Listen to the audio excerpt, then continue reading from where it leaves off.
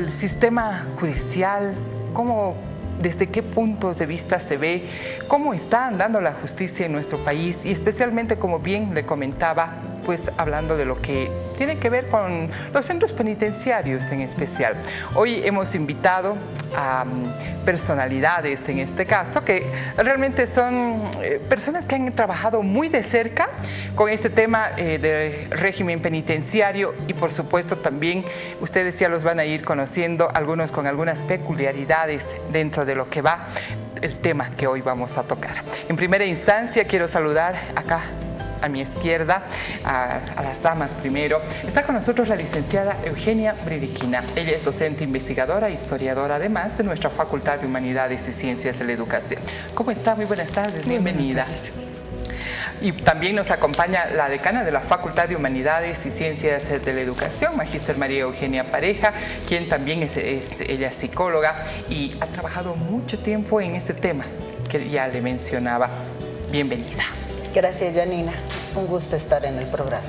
Para nosotros el gusto. Y nos acompaña también el doctor Abraham Aguirre. Él es juez cuarto de ejecución penal, también docente de nuestra Universidad Mayor de San Andrés. Qué gusto tenerlo, doctor. Bienvenido. Muchas gracias por la invitación, un placer compartir este espacio con todos ustedes. Muchas gracias. Bueno, nosotros habíamos dicho que vamos a hablar acerca de la justicia también en nuestro país y por eso es que lanzo la pregunta, si usted puede ver, también hemos cambiado nuestra escenografía para facilitar el diálogo, que queremos que la información que hoy pues, tengamos de todas las partes que están presentes pueda llegar a usted principalmente, que es nuestro invitado esta tarde. Bien, hablemos entonces en primera instancia del sistema. ¿Cómo está la justicia en nuestro país? Luego introducimos ya al tema que había anunciado acerca de cárceles. Bueno, la pregunta está hecha. ¿Quién quiere empezar, doctor? Bueno, el tema de la justicia en el sistema de administración del Estado en nuestro país definitivamente arrastra deficiencias, no solo en los últimos 10 años, sino de mucho más antes, y son temas que pasan por lo administrativo, por lo operativo y por lo ejecutivo. Al decir administrativo queremos decir que el presupuesto para el órgano judicial es menos del 1% del presupuesto general del Estado. Entonces, la deficiencia económica, la falencia económica es gravitante en cuanto a la dotación de personal capacitado, juzgados especializados y en cuanto a la presencia de operadores de justicia que no son suficientes en los lugares donde más movimiento judicial hay, es decir, La Paz en primer lugar, Santa Cruz y Cochabamba, que es el eje central, donde existe un movimiento bastante importante de causas en materia penal y que repercute en esa falta de personal, de jueces especializados en diversas materias, pero particularmente en materia penal. Esa es una cuestión de carácter administrativo. Si me disculpa en el punto, doctor, el hecho estamos hablando más dentro de presupuestos, del funcionamiento mismo administrativo, de lo que significa la cárcel. Sin embargo, de ese saber que está sometido, que son los presos, que son los internos, ¿qué hay de esos sistemas que se hablan de rehabilitación? Porque además es hasta una importación de lo que significa el modelo médico de rehabilitar, ahora ya se habla de reinserción, pero cumple esa función lo que es el régimen penitenciario, la justicia, cuando vemos que es toda una red donde participan varias instancias. Se inicia con lo policial, luego lo judicial, luego el mismo régimen penitenciario administrativo, personal técnico que se tiene, y ahí las formas de organización que tienen los mismos internos.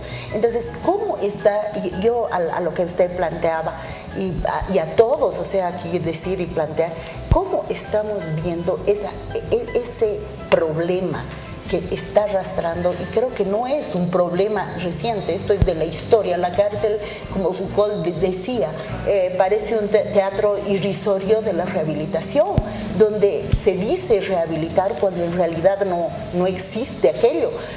Son cuerpos en cautiverio que además corren con una red de corrupción bastante fuerte en todas partes del sistema, dossiers que se acumulan a lo largo de lo que es las historias que no se dice retardación de la justicia, y estamos reduciéndonos en la justicia a la parte más económica presupuestaria y no de la función que cumple las cárceles. Las cárceles rehabilitan, las cárceles reinsertan. O sea, ¿cómo encaramos para la opinión misma de la población respecto a aquello que, por lo que fue creada, por lo que fue inicialmente dada desde hace mucho tiempo? Siglos 9, 10, 11, las mismas formas que ellos tenían de considerar lo que es la indagación, luego pasa con la confesión, luego el sistema de Auburn, el sistema que es el alemán. Todo aquello que ha ido viendo, y nunca se ha encontrado que la cárcel esté cumpliendo una función social, si no es la de tener, como decía, cuerpos en cautiverio, encerrados, con pérdida de todo su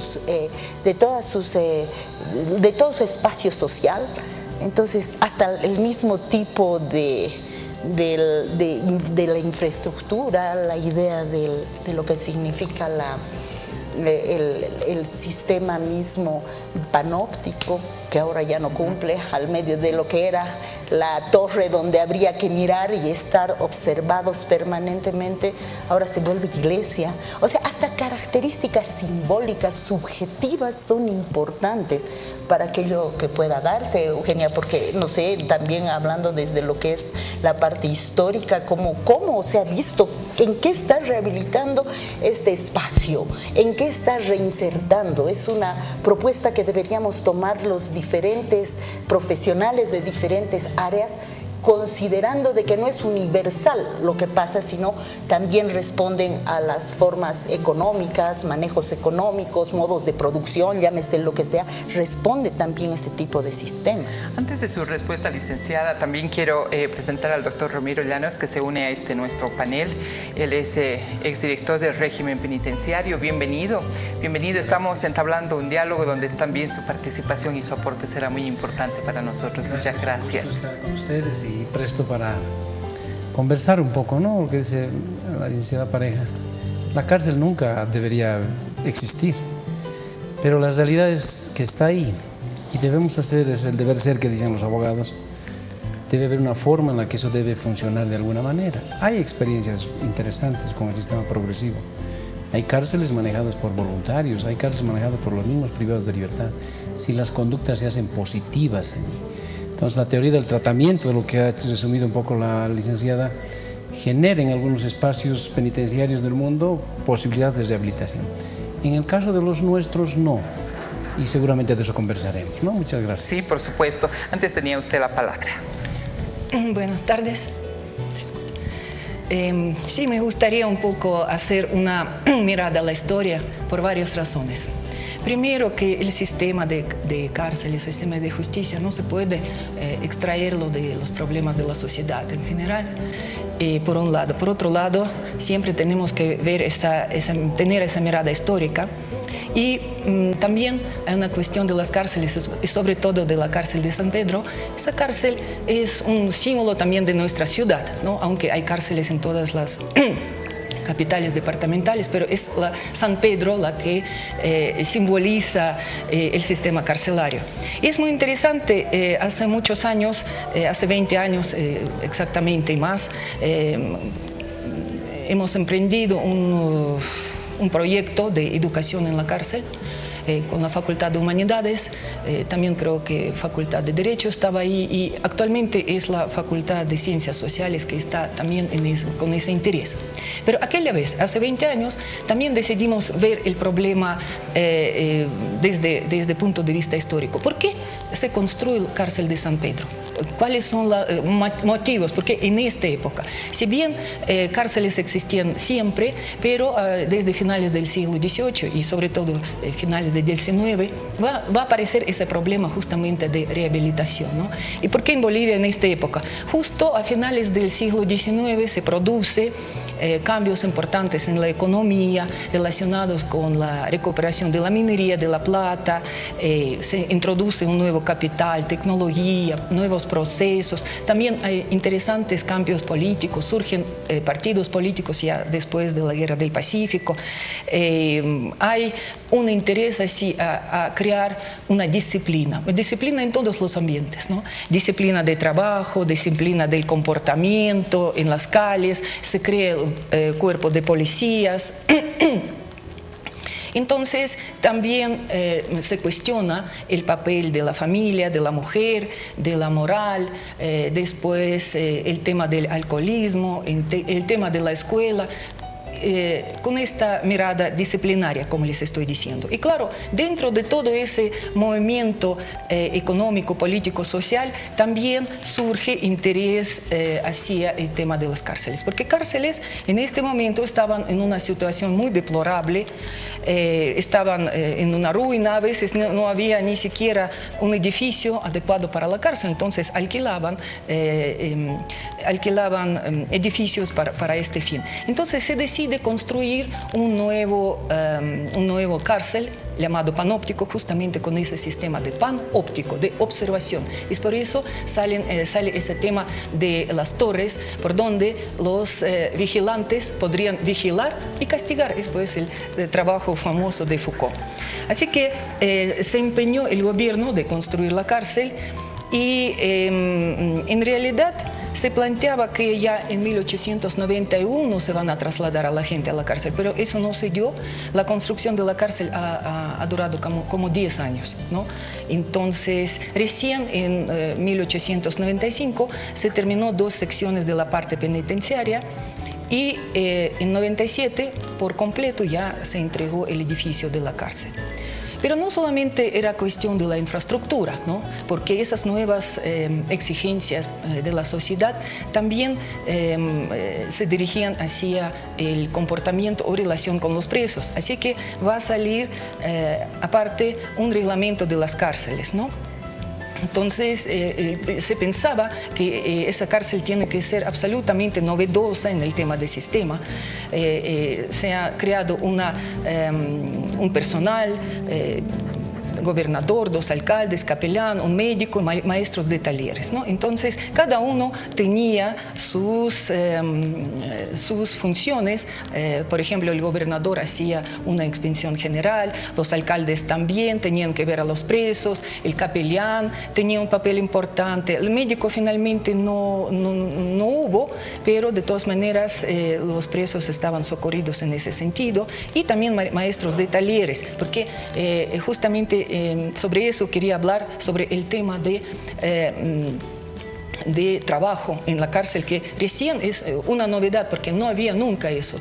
A la gente se lo tenía ahí en la cárcel solamente, pero la gente no hacía nada. En cambio, o incluso ellos tenían unas penas corporales, físicas muy fuertes, pero ahora la idea es que los presos tienen que trabajar, tienen que aprender, tienen que colaborar a la sociedad. Antes de que continúe, es muy importante lo que usted nos dice. Realmente vamos aprendiendo también mucho nosotros acerca de ese contexto histórico, pero también queremos que ustedes puedan apreciar una nota respecto a uno de los temas centrales, ¿no es cierto?, de esta tarde, que es la reinserción social, en este caso hablando pues en el penal de San Pedro principalmente. Así que a continuación vamos a tener también la oportunidad de escuchar. Estuvimos con Jorge López, quien es actual director del régimen penitenciario. Él no pudo estar presente, lo invitamos porque justamente viajaba a Santa Cruz, pero fue muy importante también lo que él nos dijo respecto a cómo actualmente se está tocando este tema dentro de los penales en nuestro país y específicamente en San Pedro. La reinserción social habría que tomar en cuenta los diferentes componentes que hacen la reinserción de la persona privada de libertad. Hablamos de lo que es educación, de lo que es trabajo, también de lo que es salud, también las actividades deportivas y culturales que se deben realizar dentro de los centros penitenciarios, ¿no? En el tema, te decía, de educación, por ejemplo, nosotros como régimen penitenciario tenemos 13 centros de educación alternativa en los diferentes centros penitenciarios a nivel nacional. Para poder ser algo específico, en el penal San Pedro existe lo que es los CEAS, Centros de Educación Alternativa. También tenemos lo que es un Instituto Superior de Educación Comercial, que es el Marcelo Quiroga de Santa Cruz. Luego tenemos inclusive lo que es la carrera de Sociología ya en su tercer semestre en el penal San Pedro. Entonces eso es lo que estamos dando como prioridad en educación, pero también en el trabajo se tienen diferentes rubros como hojalatería, carpintería en el penal San Pedro, pese a que los espacios son insuficientes, y eso que es importante también mencionarlo, ¿no? El rector, la última vez que nos hemos podido reunir, ha mencionado que se puede hacer la apertura, entonces tenemos que hacer las gestiones en las otras carreras nosotros. La directora departamental me decía que ya va a tener una reunión seguramente con los jefes de carrera, con los decanos, para ver de qué manera se hace alguna apertura. Pero también es necesario ver que los estudiantes, o sea, las personas recluidas, pueden cumplir con los requisitos, ¿no? Entonces, están haciendo cosas de forma inmediata, ¿no? Lo de Palmasola, de ver cómo se regulan las situaciones de algunas personas que representan a las personas, a los reclusos, que lastimosamente han ido distorsionando. Se tendría que hablar de distorsiones penitenciarias, ¿no? Y estamos empezando a regular. Justamente también estoy haciendo un seguimiento periódico a lo que es Palmasola. Mañana pues estoy en las reuniones para ver la clasificación que estamos realizando en el centro penitenciario, la biometrización, cómo está yendo ese proceso que se está efectuando en Palmasola, y así se va a dar a todo lo que es los centros penitenciarios, ¿no? Hace años hemos hablado también de lo que es la información de las personas privadas de libertad. En La Paz ya tenemos, por ejemplo, implementado en los centros penitenciarios de San Pedro, Obrajes, Miraflores, Calauma, de aquellas personas que están en reclusión, para que tengan su registro ya en CIPENBOL. Ya vamos a tener vía internet un registro de todas las personas privadas de libertad. Bueno, ahí estaba justamente esa nota. Ahora la cárcel rehabilita. Tal vez usted pueda ayudarnos, doctor Llanos. Bueno, hay autorrehabilitación. Eso quiere decir que la gente que quiere se rehabilita. Pero hay muchas tentaciones en la cárcel.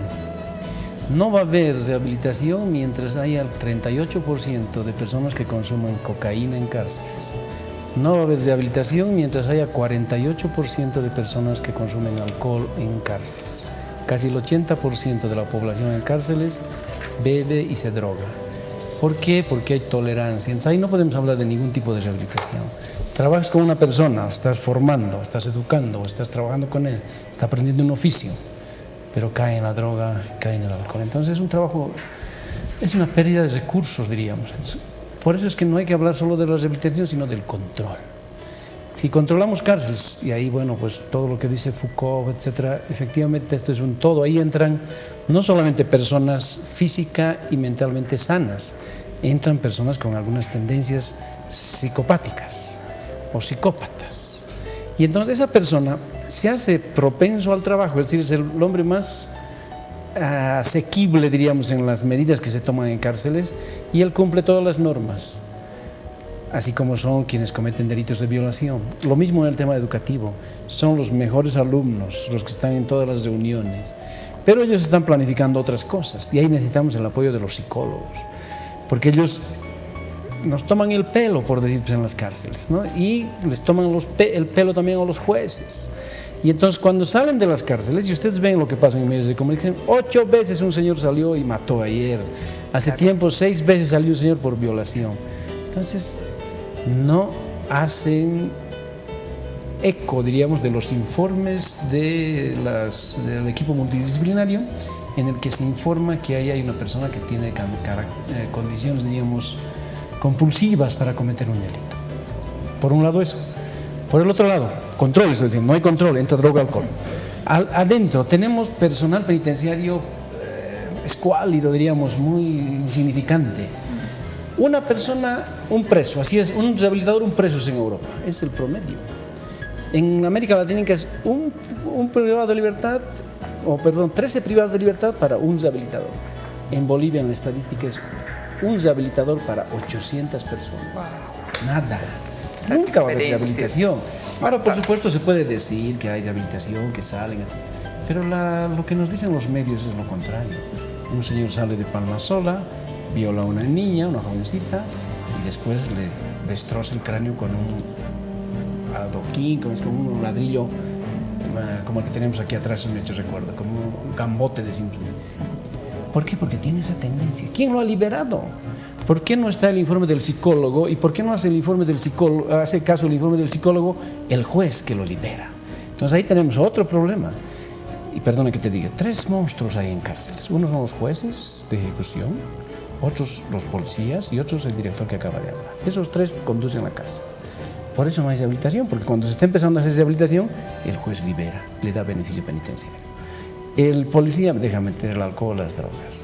Y el director es un director eunuco que no puede hacer mucho porque no tiene ningún poder, solo el de administración y control. Eso hay que cambiar. Entonces este monstruito de 3 cabezas hay que convertirlo en uno solo y ese tiene que dirigir la administración penitenciaria. Y ahí se le debe dar un plan de vida, se dice al privado de libertad. Este señor que no tiene un oficio, trabajo, estamos hablando, se le va a dar un oficio en estos 2 años. Va a ser carpintero o va a tener una actividad tal vez humanística, va a ser contador o va a tener una... Pero le damos un plan de vida. Pero cuando ya le has trazado el plan de vida a este señor, tiene que cumplir pues ese plan de vida. Si no cumple, se retrocede. Y si cumple, se adelanta su salida. Pero resulta que en medio camino de esto vienen las libertades. Y entonces el señor aparece en la calle sin haber terminado el proceso de rehabilitación. Y bueno, pues sí tenemos los problemas que tenemos. Ese es el gran factor. Otro, en cárceles los que manejan las juntas de trabajo, se dice. Hay un señor en cárceles privado de libertad, porque la ley dice eso, que registra en qué has trabajado, cuánta tela usó para hacer un saco, cuánta lana para hacer una chompa. ¿Quién controla? El privado de libertad. Un privado de libertad que controla al otro. Y la trabajadora social que tiene que hacer este trabajo no tiene el tiempo, 800 personas al día, ya no hace ella el trabajo, lo que hace es sellar los informes que se hace el mismo privado de libertad. Y eso lo saben todos, y eso va al juez, el juez hace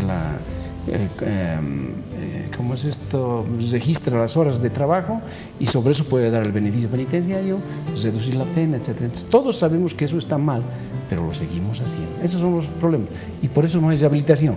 Por supuesto, llega alguien que no se incorpora al tema del alcohol ni a las drogas, logra salvar esto por la autovalorización que tiene y logra autorrehabilitarse. Hay casos, pero la gran parte de la gente, por las condiciones en las que entra, se deja consumir por lo negativo que está al interior. Está dado un falso discurso. O sea, es el origen mismo. O sea, se habla de rehabilitación cuando la función no es rehabilitadora.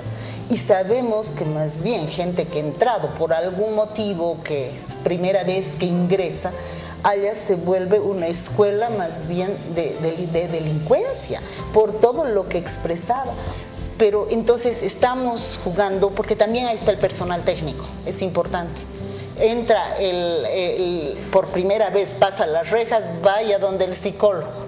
El psicólogo hace preguntas a veces que no son las pertinentes, no entra a ver aquello que ha causado el delito, porque no es algo circunstancial, es toda una historia de vida que ha llevado a aquello.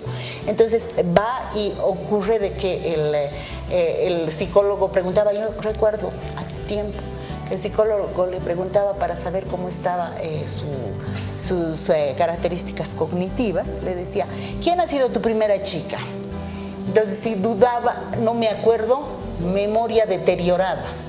¿Quién fue? Si decía, era tal, pero era la otra, era Juana, no, era Marta, entonces medianamente conservada. Y si decía Juana, conservada. O sea, no hay especialistas para que entren a la cárcel. Y vive una cantidad impresionante de gente en función de la cárcel. Gana el Poder Judicial, gana el policial, gana el régimen, gana el personal técnico en función de esas personas, que no es casual que hayan llegado a eso y con un falso discurso, una mentira atravesada, que es la mentira de decir que se está rehabilitando o que se va a reinsertar. Y esto es importante, porque reinsertar ¿a dónde? Si el medio que tenía esa persona, que ya puede ser psicópata, es el medio que lo empujó, lo impulsó, una vez que sale, ¿a dónde sale? A ser acogido por el mismo medio. Entonces se gasta dinero, se miente, porque no es esa la función y no hay seriedad en el trabajo que se realiza. Entonces me parece que cuando aparecen todos estos actos, como recién se ha vivido en Palmasola, ya son manifestaciones ante la impotencia, porque reconozcamos que cuando uno es impotente, cuando uno está frustrado, la agresión es muchísimo más alta. Entonces nos estamos engañando y estamos viviendo del dolor de cuerpos sometidos al encierro, sin ninguna alternativa. Entonces, la alternativa es la sociedad eso. civil. La policía no ha podido, los jueces de ejecución no han podido, o el órgano judicial en sentido no ha podido. La dirección de régimen penitenciario no puede porque tiene 176 funcionarios para que hagan esta labor, entre psicólogos, médicos, trabajadores sociales. El Estado no puede. Todavía vivimos un Estado represor, porque fomentamos la seguridad y no apoyamos la rehabilitación. 1.400 policías, 76 funcionarios para rehabilitar. En el concepto, queramos o no, de la teoría de la rehabilitación. ¿Qué tenemos que hacer? Cambiar esto. Adiós policías y poner rehabilitadores. Esa es la tarea. Y ahí habrá el esfuerzo necesario para intentar cambiar esas personas. Nadie es irrecuperable, se dice en cárcel. Si tú tienes una labor con esa persona de día a día, de valoración humana, esa persona puede mejorar su conducta, porque cuando no cambiamos esto, cuando esa persona sale de la cárcel con estos problemas, va a volver a matar, va a volver a herir, va a volver a violar, va a volver a robar. ¿Quién es el afectado de todo lo que has mencionado en el sentido de que no funciona? La sociedad civil. La sociedad civil tiene que pronunciarse y tiene que decidir, nuestros profesionales de las universidades tienen que asumir los roles en las cárceles. Los directores de carrera, el sector, tiene que plantearse eso. La UPEA se ha puesto a la tarea, imagínate. La UPEA está lanzando la carrera penitenciaria. ¿Por qué? Porque hay esa necesidad. Por supuesto, esos profesionales no tendrán tal vez los ítems, pero ya se genera un movimiento. Pero es que no está aislado. Discúlpame, no está aislado, porque yo he sido la coordinadora del proyecto de las cárceles desde el año 93 juntamente con Eugenia, y hemos visto, y no puede ser una carrera que por paternalismo ingrese a dar las clases a la gente. Es todo un sistema universitario que se llegó a reproducir dentro de la cárcel de San Pedro y su inicio en el Centro de Orientación Femenina. Pero tienes que tener las mismas características, y eso lo hacíamos. Llevábamos desde los cursos prefacultativos, el mismo examen que se estaba dando afuera se daba dentro. Comenzaron los docentes que estaban afuera, también éramos docentes de ellos. Entramos con qué carreras además eran importantes. Y bueno, 1008 nos decía que les interesaba la carrera de turismo, porque es la forma de tener ingresos económicos legalmente. Psicología, mucha gente que entraba porque quería saber qué había pasado en ellos. Eran clases impresionantes las de psicología, cuando se hablaba de todas estas alteraciones psicopatológicas incluso. Entraban la gente que era presos políticos, en ese momento EGTK y los otros grupos que eran llamados terroristas. Era historia, era filosofía, era educación, que ingresaban a ver aquello. Entonces no es algo de bondad, este es un sistema serio y hay que trabajar bajo la seriedad que le corresponde, además de que cambiaron. Tú debes conocer de aquella persona que estaba 17 años, que comenzó a estudiar allá psicología, porque hizo todo un problema con los bancos, psicología, ahora está en la 4ª carrera, fue a sociología. Creo que en tu gestión ingresó también al régimen penitenciario porque conoce. Eso no es rehabilitación. Claro, la gente que salía de las cárceles, ¿dónde iba? A la universidad, y eran bien recibidos. Entonces no es solo bondad y que sean los profesionales. ¿Cómo abordamos el tema así con claridad y sepamos qué es lo que se tiene que hacer. Rehabilitó muchísimo. La universidad adentro fue, Claro. creo, no es hacerles hacer porcelana fría, porque su interés es así de grande, ¿no? Económico y todo, y su realidad está baja. Cuando van subiendo, los mismos presos los respetan a ellos, la familia no los deja porque están utilizando ese su tiempo, pero bueno. Algo pasó, ingresó el alcohol, ingresó la droga con más, había en esos tiempos, había, Claro, fuertísimo. pero no era como hoy. Hay una tolerancia exagerada a estos aspectos, ¿Cómo ¿no? no había? Y la ley misma se ha sentado al punto de dar representación a los delegados de gentes, y entonces, y los jueces también tienen una deuda pendiente ahí. Mira, tú dices, hay contagio criminal, sí, porque el sentenciado, que es para Chonchocoro, sentenciado para Chonchocoro, dice su sentencia, vive en San Pedro, y no hay juez que se anime a revisar, a ver, señor, este es Chonchocoro, ¿por qué está en San Pedro? Venga de la orejita, vamos a Chonchocoro, podemos contagiar nosotros. ¿Quién se atreve? Nadie. 200 hay ahí que se hacen nombrar delegados y dominan esas cárceles, y no hay autoridad que diga nada. Por eso es que la sociedad civil tiene que conocer, y por bien que estamos charlando ¿Qué esto. pasa con los jueces? Bien de lo que usted está diciendo, tal vez acá también el ¿Qué doctor pasa Aguirre con puede los hacernos jueces? algunas aclaraciones necesarias y también rescatando lo que usted decía, ¿no? Esa preocupación de la sociedad y lo que se debe exigir, pero ¿cómo hacemos si cuando incluso somos víctimas de algún robo de celular o de un asalto, bueno, en este caso se apresa a la persona, pero después de 2 días o a 48 horas nuevamente están en las calles? Entonces, ¿cómo está nuestro este sistema, ¿no? El sistema judicial. Usted tal vez, doctor, puede aclararnos acerca de este tema. Bien, al respecto, yo voy a centrar este diálogo en 2 ámbitos. El ámbito administrativo penitenciario tiene que ver con el tratamiento penitenciario. Por lo tanto, hay que entender qué es el tratamiento penitenciario para poder hablar de lo que queremos en ese entendido. Entonces, el tratamiento penitenciario es un conjunto de acciones que tienen por finalidad lograr los objetivos de la pena. ¿Cuáles son los objetivos de la pena? Según está establecido en el Código Penal, la Ley de Ejecución Penal, son la enmienda y la readaptación social del delincuente. Entonces, entendemos nosotros por enmienda la corrección, la rectificación de la conducta del que ha cometido delito y que está privado de libertad.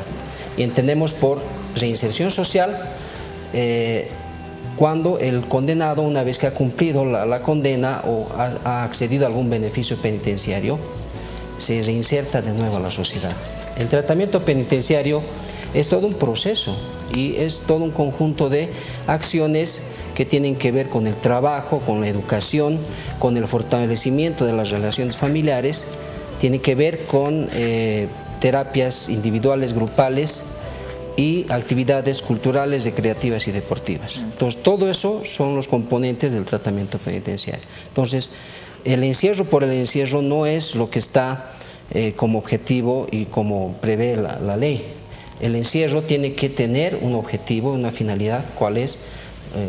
Repito, la enmienda y la readaptación social del delincuente. Entonces, en el tratamiento penitenciario, en ese proceso, el interno se entiende que se tiene que rehabilitar, tiene que aprender a respetar el bien ajeno, el derecho ajeno, tiene que aprender reglas y normas de conducta, tiene que ser disciplinado y está sometido a un régimen de conducta, a un régimen de vida que le impone la administración penitenciaria. Y todo eso está amparado por la ley. Lo que yo estoy refiriendo está regulado, está previsto en la Ley de Ejecución Penal. Y cuando le preguntaba esto, doctor, acerca de qué pasa cuando justamente una persona ha asaltado, hemos sido nosotros víctimas de amedrentamiento, de robos, y después se lo ve nuevamente en la calle a las 24 o 48 horas, ¿cómo funciona esto? Bien, esa es la parte jurisdiccional. Entonces, a eso me voy a referir en este momento. Los jueces de ejecución penal administran el cumplimiento y ejecución de la pena. Los jueces de ejecución penal no juzgan, no condenan, no imponen la sanción, hacen cumplir la condena. Entonces, ¿cuál es la función del juez de ejecución penal, es conocer y resolver las peticiones que plantean como incidentes, como beneficios penitenciarios durante la etapa de ejecución de condena. Se ha de entender que una persona condenada a una pena de larga duración o de corta duración, entendemos de corta duración hasta 8 años y de más de 8 años hasta los 30, que es el límite de la pena privativa de libertad, es una condena de larga duración. En todo ese interín del cumplimiento de la condena, la persona privada de libertad no está todo ese tiempo encerrado. La persona privada de libertad tiene derecho a salir para hacer gestiones o trámites personales, debidamente escoltado, por supuesto. Tiene derecho a acceder a las salidas personales o judiciales que prevé la ley, al extramuro, que es una salida para trabajar y estudiar con la obligación de retornar a la penitenciaría a dormir. La libertad condicional, que es una libertad vigilada, supervisada, controlada y que le permite acceder a la libertad antes de haber cumplido su condena. Entonces, que la gente imagine que la persona encerrada va a estar encerrada toda su vida, eso es ilusión, eso no es cierto. La persona cumple la mitad de la condena y ya puede acceder al extramuro. Cumple las 2/3 partes, ya puede acceder a la libertad condicional. O si su situación de salud, una mujer embarazada de 6 o más meses, una persona que tiene enfermedad grave, terminal, incurable, una persona que es mayor de 60 años y que está condenada, que tiene sentencia ejecutoriada, puede acceder a la detención domiciliaria que le permite cumplir su condena en su domicilio. Entonces, esos son beneficios que están previstos y regulados por la ley, pero todos estos beneficios, por supuesto que requieren el cumplimiento de requisitos, no son discrecionales, es decir, que el interno privado de libertad que pretenda acogerse a estos beneficios tiene que cumplir requisitos que establece la ley. No cumple, no corresponde y se les rechaza, por supuesto. Ahora usted me hablaba de personas que habiendo sido condenadas, vuelven a cometer delitos, etcétera. Hay que referir cuáles son los niveles de reincidencia. Los niveles de reincidencia en los que más tenemos datos alarmantes es en aquellas personas condenadas por delitos de narcotráfico. Esas personas son las más reincidentes, porque vuelven a reincidir en lo mismo o en otros delitos. Ahora, es evidente que se han dado casos en los que la persona, habiendo cometido delito, ha accedido a una medida sustitutiva como la detención domiciliaria u otro tipo de medida que le ha permitido acceder a la libertad y, abusando de ese beneficio, es que vuelve a cometer delito. En esos casos, cuando sucede ello, en una próxima oportunidad ya no pueden acogerse a eso porque la ley establece que en los casos en los que hayan incumplido alguna medida sustitutiva, entonces no tienen derecho a volver a acogerse. Entonces, para esos casos hay que especificar cuáles son concretamente y de qué se trata y quién ha sido la autoridad que ha concedido más de 2 veces o 3 veces, o las que se menciona, la libertad. En esos casos hay que manejarlo con pinzas, porque sucede que pueden referirse a un caso, pero sin especificar la causa concreta, es decir, hay que hablar con datos precisos, ¿verdad? Porque si especulamos o divagamos, no estamos llegando a algo cierto, algo certero o con certidumbre, sino estamos especulando. Entonces hay que hablar con nombre y apellido, como se dice, claro, ¿verdad? Pero no es de especulación hablar de enmienda en tanto corrección. ¿De qué corrección hablamos? O sea, es un discurso meramente vacío. Estamos hablando de reinserción social, que hay lo educativo, que está la salud. Eso es pura mentira. Entonces sí, lo que pasaría no es especulación decir que eso se da, pero en realidad, ¿qué pasa? O sea, ¿por qué se lo suelta? ¿Por qué casos así, pero de feminicidio, este último que se ha dado en el Alto, por ejemplo, al señor lo han soltado con todo, incluso la moribunda declaró y dijo lo que le estaba pasando e inmediatamente lo suelta. ¿Qué es lo que pasa? ¿Es problema económico? ¿Está pasando? Porque si no parecería una maravilla. O sea, vivimos la maravilla de la corrección, la maravilla de la reinserción, y eso es mentira. Y Eugenia, hemos visto, o sea, cómo se dan, cómo hay gente que la que debería estar adentro está afuera. Y la que debería estar adentro, hay muchos que siguen y no hay posibilidades de reinserción. Alguien que no ha dado las pensiones, si no trabaja, entonces eternamente lo van a tener. O sea, no está casado la posibilidad de reinserción, de corrección. ¿Con qué ley además y con qué verdades oficiales se quieren corregir? Cuando ni siquiera se conoce lo que pasa ahí adentro, cuando vemos desde afuera lo que pasa, y eso a mi criterio es, y eso lo hemos visto, Eugenia, ¿no? No, eso es real, eso es real. Lo que precisamente es uno de los puntos que quería tocar, es que en las actuales circunstancias y en las actuales condiciones del sistema penitenciario, la rehabilitación, el tratamiento penitenciario es una ficción, porque no rehabilita nada. Y precisamente a eso quería referirme, porque el tema de la crisis de la pena privativa de la libertad no es actual, eso viene de décadas atrás. ¿Por qué? Porque primero, la pena privativa de libertad no rehabilita.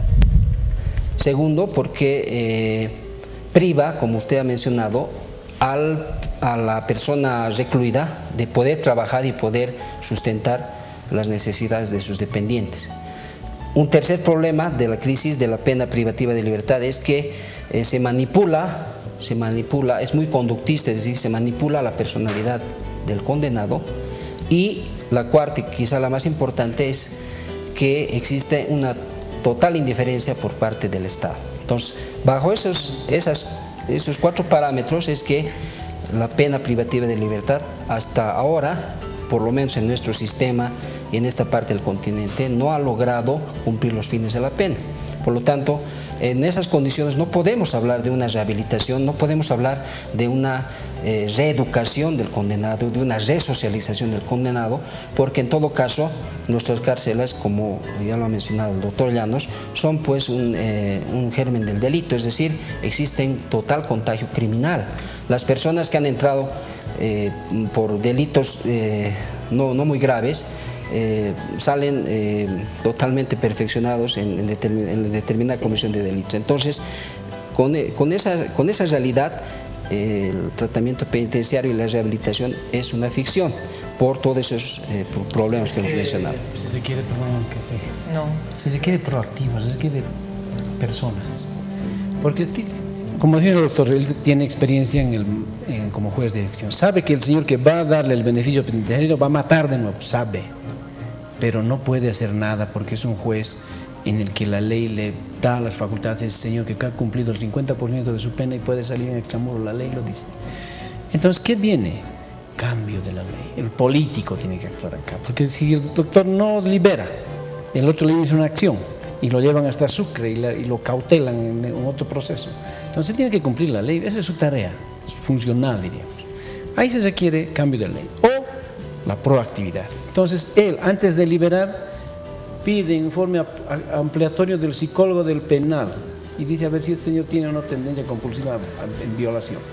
Entonces el psicólogo de la cárcel, que no tiene tiempo, 800 personas tienen que atender al día, se va a dar el tiempo de decir si este señor efectivamente puede violar, es decir, es un compulsivo, y le manda el informe al doctor, el doctor no lo libera. Y ese psicólogo ya tiene problemas al interior de la cárcel porque la cadena va así. Y el preso le dice, se entera de esto y lo amenaza. Y entonces el psicólogo tiene que firmar, aunque sepa que va a matar el señor o va a violar, firma. Por eso es que necesitamos carrera penitenciaria. Ahí tiene que estar el psicólogo y la población, lo que has dicho, disciplina. El psicólogo firma ese informe y tiene que ser pues la voz o la firma autorizada en la cárcel. Y otro señor que se quiere o te amenaza, traslado, hay facultades, el director se reúne el consejo de la orejita, ordenar la cárcel, disciplina, la gente tiene que tener miedo de la temibilidad que decían los teóricos de la criminología, Garófalo decía, la gente tiene que tener miedo a la cárcel. Acá nadie tiene miedo a la cárcel, aquí todos más bien quieren volver a la cárcel porque ahí están los negocios. Pero en ¿entiendes? todo esto, realmente como que alarma la situación porque pareciera que estamos atravesando por una gran crisis, La ¿no? delincuencia nos va a ganar, nos Sí, va a matar. es una crisis, realmente por eso estamos prácticamente, es un tema muy interesante, muy apasionante, pero estamos prácticamente al final de este debate. A un minuto, por favor, por cada uno de los panelistas para dar como una especie de conclusión para que no quede pendiente también el tema y que nuestro televidente en este caso sea pues el mayor beneficiado, ¿no? Con cada una de las experiencias y la información que nos han brindado. Empecemos con usted, por favor, licenciada Viviquina. Bueno, escuchando a los colegas, la situación parece incluso más drástica de lo que uno percibe desde fuera, ¿no? Yo que estaba en historia y visto eso, justamente el tema de disciplina era muy fuerte en aquellos tiempos, en el reglamento. Se separaban los reos, había un sistema de control del tiempo, se levantaban a las 5 de la mañana, trabajaban, había trabajo del capellán, etcétera, ¿no? Después mujeres también estaban ahí, pero no había contacto. A las mujeres administraban las monjas, ¿no? Entonces había pues el tema de disciplina, por supuesto, ni bebidas alcohólicas no se podría tomar, ni las familias tampoco podrían estar. Eso con el tiempo, a partir creo que de los años 20 aparece. Pero aún así, en los periódicos de la época habían quejas que según la sociedad no se cumple, ¿no? Entonces, ¿qué es lo que ha pasado a lo largo del siglo XX? Han cambiado esas visiones, ¿no? De disciplinamiento del cuerpo. Con el tiempo la disciplina iba relajándose en la cárcel. Bueno, hemos llegado a tal condición, por ejemplo, usted dijo que hay más de 1000 y tantos policías. Yo me acuerdo en mis tiempos que policías no entraban. Nosotros entrábamos profesores solos a la cárcel. Adentro nadie te acompañaba, nunca se veía y se sabía que hay un grupo de presos que todo eso maneja, que es una comunidad. Incluso después aparecieron libros y documentales diciendo que en Bolivia esa cárcel es una de las mejores cárceles en el mundo porque no hay justamente esta disciplina asfixiante que vemos en las películas, por ejemplo, norteamericanas, ¿no? Y entonces, ¿por qué no funciona ese modelo entonces? ¿Por qué no funciona ese modelo comunitario? ¿No? Yo me pregunto. Lo dejamos entonces en ese interrogante. Por favor, licenciada Pareja. Sí, bueno, creo que ha habido un acuerdo que la cárcel no rehabilita. Los sistemas que están presentes en la cárcel, cada cual está por su lado. Hay expectativas y utopías de creer que la cárcel, desde su posición de cada uno de estos componentes del sistema, van a resolver el problema, y eso nos muestra, y no nos podemos engañar como profesionales, nos muestra que el sistema penitenciario es un sistema que no está ayudando en nada, y que mientras no se tome en serio y mientras no se analice la realidad social, porque en este tipo de sistema, ¿qué estamos viviendo? Chantaje, manipulación, prebenda, consumismo, todo aquello que este mismo sistema nos viene presentando poco a poco, hace que también la delincuencia suba. Este es un problema de educación. Pero además las cárceles no deben tener la cara de humanización cuando en realidad no se ve la parte subjetiva. No considero que ninguna cárcel haya resuelto, o considero más bien que no hay cárcel que haya resuelto el problema delincuencial. Y sí, un montón de gente que vive a nombre de atención a los presos. Eso me parece una barbaridad. Muchas gracias. Gracias, doctora Aguirre, por favor, su conclusión. Bien, yo voy a replicar la propuesta del doctor Llanos, en el sentido de que debe incorporarse una administración civil de los recintos carcelarios y también la administración de la seguridad. Eso es bastante importante, acorde con los nuevos modelos de sistemas penitenciarios que existen. Asimismo, hay que tomar en cuenta también que en las cárceles, según está regulado por la ley, existe un consejo penitenciario compuesto por un equipo multidisciplinario, pero cada profesional que está a cargo de los servicios de asistencia legal, psicológica, social es uno. por cada servicio, son 5 servicios, de tal manera que para una población penitenciaria que sobrepasa los 2.500 reclusos, ¿cómo van a poder ellos colaborar desde su área profesional al privado de libertad? Finalmente, el Estado tiene que privilegiar, tiene que tomar acciones y medidas para formar personal penitenciario capacitado, que es lo que nos falta, es decir, habilitadores, nos falta lo que se llama los supervisores, que una vez que el privado de libertad sale de la cárcel no tiene trabajo, no tiene familia, no tiene nada. Entonces la persona que se encarga, que tendría que encaminar para que pueda lograr estos objetivos el privado de libertad, es precisamente el supervisor y el rehabilitador, que no tenemos, y para eso es una carrera, es una especialización de personal penitenciario que no tenemos. Muy gentil, muchas gracias, doctor Llanes. Sí, bueno, lo de siempre. Primero, cumplir la Constitución. La Constitución dice clasificar a los sentenciados y a los preventivos. Sí. Y dentro de los preventivos también clasificar por delitos mayores, delitos menores. Lo mismo en sentencias. No podemos. Hay lobos de Caperucita y hay lobos de Blancanieves, por decir. Tienen que estar separados, son distintos, pero se comen a los corderos. Y en los corderos también hay diferentes merinos y otro tipo. Entonces hay que separarlos. Mandato constitucional. Ya nadie puede decir esto no se cumple. La cárcel, efectivamente, hay líneas en las que dicen que no se habilita, pero hay cárceles manejadas por personal civil en el que 35 y 70% en la cárcel normal de reincidencia. En ese tipo de cárceles 5% de reincidencia. Quiere decir, funcionan de alguna manera.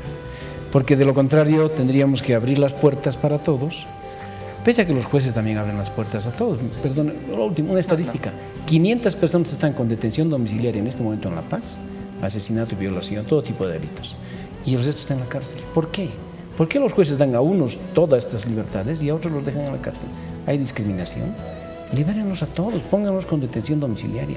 Y si hay manillas electrónicas, ahí con manillas. Y cuando venga el día del juicio o el día de la audiencia para determinar su responsabilidad, pues condénenlo y después ir a la cárcel. Eso es lo correcto, eso es el Estado garantista en el que vivimos, pero nadie lo quiere cumplir. Por eso yo exhorto a la población, la sociedad civil tiene que seguir en estos debates y en algún momento eso tiene que cambiar. Muchas gracias. Muy gentiles a todos por haber participado.